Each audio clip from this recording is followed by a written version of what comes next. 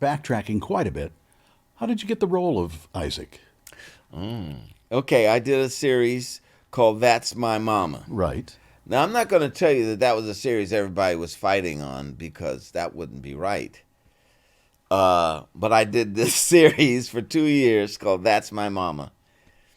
And after that, I left that series, and I had a very flamboyant character. And Viola Davis, if you ever read her book, I'm in her book because one of the things that inspired her was that character on That's My Mama. I Good didn't know actress. that. Yeah, great actress. So this next series, after that was an ABC series. After that, I did another series with Pat Morita called Mr. T and Tina. And in that series, it was written by the women, not the women, Madeline Pugh and Bob Carroll Jr., who were I Love Lucy writers. They didn't have any Asians on this show, which again goes back to what you're talking about earlier. Well, how come they didn't have, if they're doing a Japanese sitcom, why not have some Japanese writers on it? Right. They didn't do it. They gave the jobs to their friends, okay? But on that series, I had a definitive character in my mind, and I played a custodian. So I knew exactly what I wanted. I went to the costume department. I told them, this is what I want to do. And they had to run it by the producers, of course.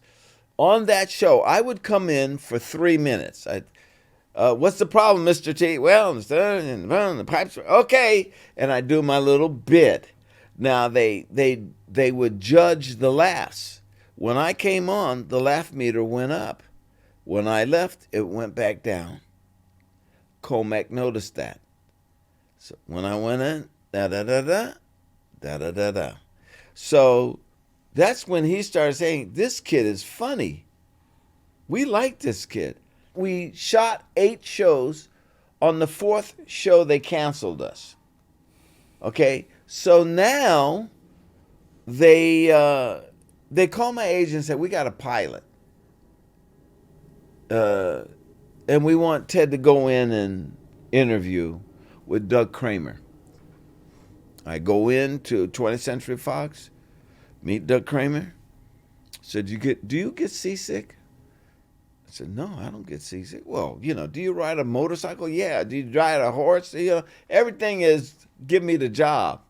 Do you get seasick? No, don't get seasick. He says, the network likes you. I said, oh, great. Because now the network's paying attention because I did this comedy and that comedy, and they're getting ready to come up with another comedy on a boat. Yeah, okay, cool. What do you want me to read? You don't have to read anything. You don't want me to read? No, it's okay. I leave. Now, this has been a bone of contention with Fred Grandy and Bernie Coppell. So, Bernie Coppell, we're sitting around, actors sit around like this. And so Bernie Coppell says, hey, when did you come in for your screen test? I didn't see you there. And I knew there some of the other guys, but I didn't see you there. Did you come in early in the morning or did you come in late afternoon? Because I was there most of the day. I said, Bernie, I didn't audition. You didn't audition? I said, no, the really good actors didn't have to. And that's it. So if you ever interview Bernie, ask him about that. Because I teased him for 10 years. For that, like we would do a scene and he'd mess up. I said, that's why you had to audition.